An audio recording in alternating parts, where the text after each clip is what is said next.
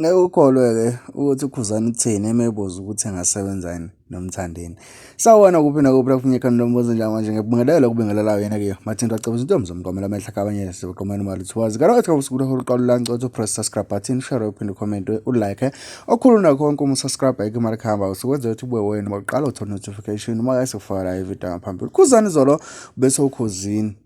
Hola, I'm not sure about ukuthi izolo noma ubese uKhuzini kuthange yini.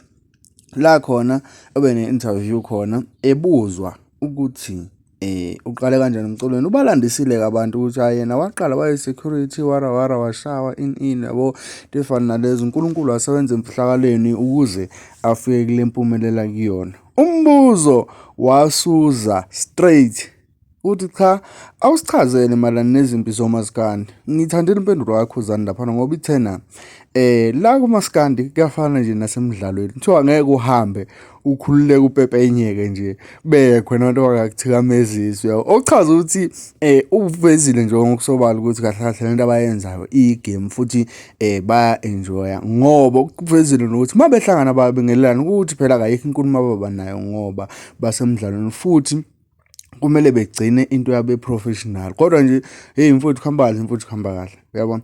Wasembuza lo wasisi ukuthi hayibo uyayibona yini usebenza neGcokama eLisha in this years coming leminyaka ezayo. Impendulo yakho zenithanda lapha uma engathola kulokho engimmakela kukhona noma engabe ngikudinga ukuthi ngimmakele kukhona cha singasebenza ungimaka ukuthi mhlambe 10 out of 10 or 5 out of 5 or 100 out of 100 yabo kushuthi umthanda khona la asasala khona kancane yabo bekusamuntu lapho nalo so ngane zakwethu ivideo sabalele asike isidingo sokuthi ngiyifake wena ngabe usuyibonile ngaba wayiboni ivideo kaKhuzani echaza khona ukuthi umthandeni engasebenza naye kodwa uma engenza lezi zinto ezifunwa uyena uKhuzani ukuze ke bekwazi ukuthi besebenze. So mawuthi bungakayiboni ikhona nawo ema channel so ngane zathi awasivumela ukuthi sifake into kaningi la ku YouTube.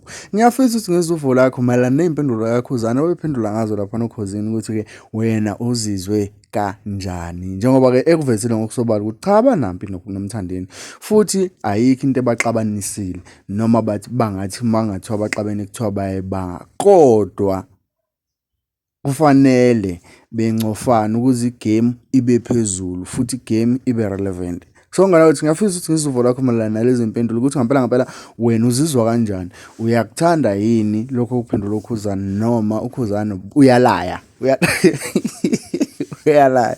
So ngane zakwethu alihlangana lapha comment section izuvo lakho malana noludaba ukuthi wena ngempela uyavumelana nalento esho uKhuzani noma uyayithanda noma uzizwa kanjani ngalendlela uKhuzani asho ngayo.